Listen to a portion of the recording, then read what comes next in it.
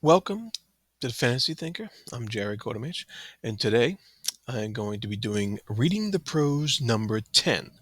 I'm going to do a short passage from Toll the Hounds by Stephen Erikson, book 8 in the Malazan Book of the Fallen. And I just read this passage recently, so up here on the screen you should see it. And I'm going to read this and then go over how it affected me and how the theme that was running through it that kind of hit a note for me and what it did, you know, what it was trying to convey and stuff like that. So let me get into it here. Uh, Most of the magic Lady Chalice was familiar with was of the useless sort. As a child, she had heard tales of great and terrible sorcery, of course, and had she not seen for herself Moonspawn? On the night when it sank so low, its raw underside very nearly brushed the highest rooftops, and there had been dragons in the sky then, and a storm to the east that was said to have been fierce. Magic, born of some demonic war out in the Gadrobi hills, and then the confused madness behind Lady Simtal's estate. But none of this had actually affected her directly. That's the important line. Her life had slipped through the world so far, as most people's did, rarely touched by anything beyond the occasional ministrations of a healer. All she had in her possession was a scattering of ensorcelled items intended to do little more than entrance and amuse. One such object was before her now, on her dresser, a hemisphere of near perfect glass in which floated um, a semblance of the moon, shining as bright as it would in the night sky. The details on its face were exact, at least from the time when the real moon's visage had been visible, instead of blurred and uncertain as it was now. A wedding gift, she recalled, although she'd forgotten from whom it had come. One of the less obnoxious guests, she suspected, someone with an eye to romance, in the old-fashioned sense, perhaps. A dreamer, a genuine well-wisher. At night, if she desired darkness in the room, the half-globe needed covering, for its refulgent glow was bright enough to read by. Despite this inconvenience, Chalice kept the gift, and indeed kept it close. Was it because Golas despised it?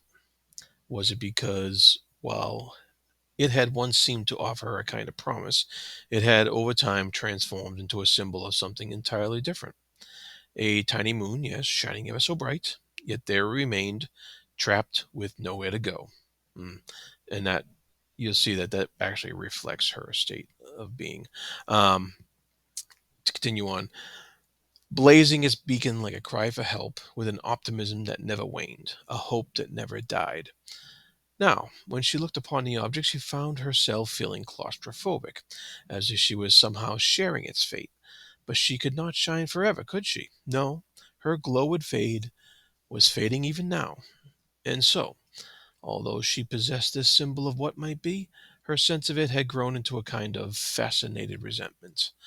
And even to look upon it, as she was doing now, was to feel its burning touch, searing her mind with a pain that was almost delicious.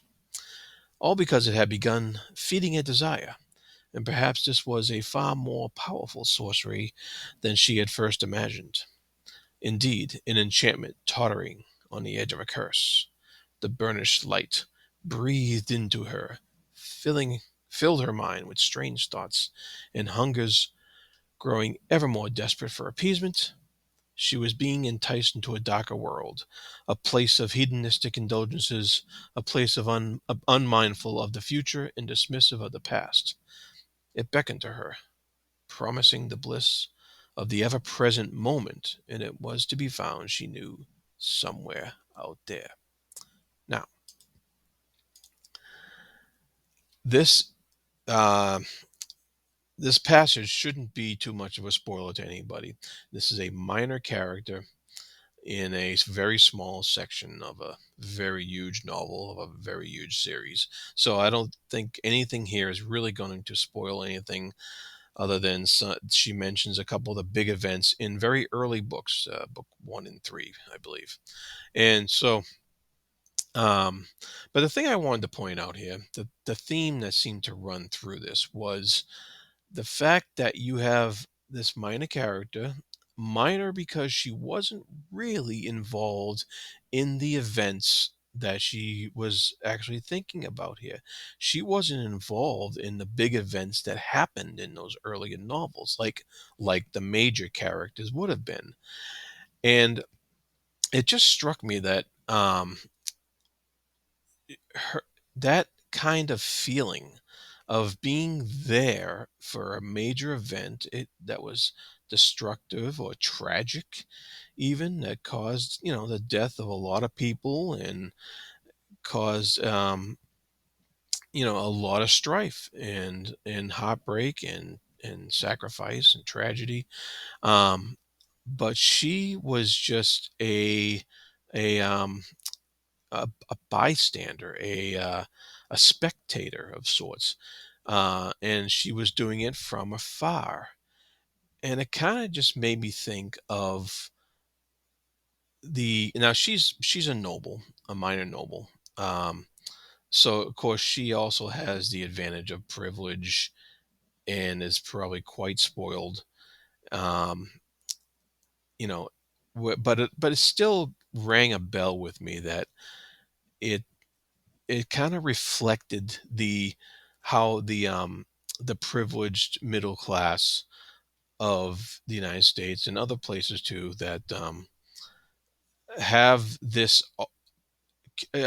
similar distance to tragic events. And because I was around, for 9/11, of course, but I was also around for like more recently the Boston Marathon bombing, which is a little bit closer to where I am. But as close as that was, I was still in a suburb of Boston that um, wasn't directly affected. It didn't directly affect my life. And that's this line that I pointed out here about none of this had affected her directly. And so that was just a correlation that I got out of this, that she's kind of representing that affluent, um, privileged status of middle class people in the United States that are not affected by these events. Now, of course, many people were affected by these events, and these events were tragic and just horrible, horrible, horrible situations. And this goes for all of them. The shootings and the beatings and what have you, and just these horrible events that really affect people. But she represents those of us that would despair at these things happening, but were not directly affected. And so that's where this kind of kind of hit me right there. And it was like just a little minor theme running through this section here. And so, and she also was, and to emphasize this, she's like looking at these items she has, and it kind of those were kind of like a metaphor for the stuff that we have, the stuff that we accumulate over the years of living our lives and having our jobs and making a living. And for her it's more given to her because, like I said, she's a spoiled noble. But for us, that we earn that money and we gather these trinkets over the years, and that includes books and computers that I'm talking to on to you now. And for some of us that's our livelihood. But all the stuff we have, the TVs, the games, the the furniture, the even pets, it's all stuff that we accumulate over the years, that we like and we work for, we get, but we still are privileged to have that. And so that stuff that she has um was kind of like representative of that affluent, accumulation. And so she also has this one item that is a wedding gift, that she kind of, she keeps it close, but it's kind of inconvenient. So it kind of relates to some of those wedding gifts that, or other kind of gifts, whether it's Christmas or whatever, name your holiday, name your celebration, and those gifts that we get, and that we they may be inconvenient, they might not fit in with your other stuff, they might not fit in with the house, but you still look at them as something that you indeed want to keep close for whatever reason, you know. And those kind of things can sometimes represent the situations that we're in. And that's what is being brought out here when she looks at this object, and she's like sharing the fate of this object because she herself feels like an object. She's a nobleman's wife.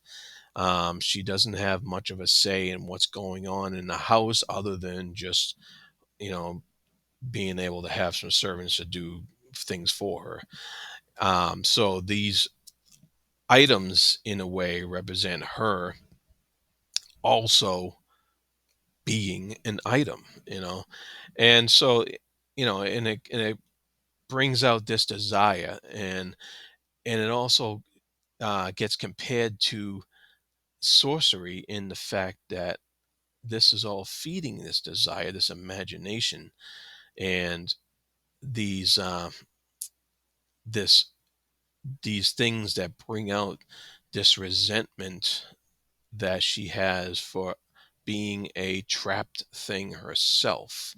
And I thought that was just very well uh, put across here in these passages, that, and she knows that she's going to be an item that's going to sit in this manner, and that her glow was going to fade. She's going to grow old, just like we all do. And that sense of growing old can bring on resentment, and can bring on these things that, you know that that these feelings that you wish you could have done something else, maybe. And that, um and that's how she feels as she's looking at these items that she got. And so I thought that was just beautifully done there. And so she's looking to get out. She's looking for something out there, and she's looking for a promise of something that's going to entice her now, because she doesn't she's unmindful of the future and dismissive of the past. And so I thought that was very well put together, a very well, just a little glimpse of the slice of life of a minor character in this huge series, where the big events are off to the side, and she's only looking at the smaller, um, personal event of her life. And it's all just a great metaphor for what we want to read into it. And so, that's what I got out of that. You may not get the same thing out of this thing, and that's fine. But it's just one of these things that, when you're reading the prose, yeah, uh, that these are the kind of things that you can take for yourself, and it brings that certain level of enjoyment. So I hope you like this one. If you did, please like and subscribe below, and be good to each other.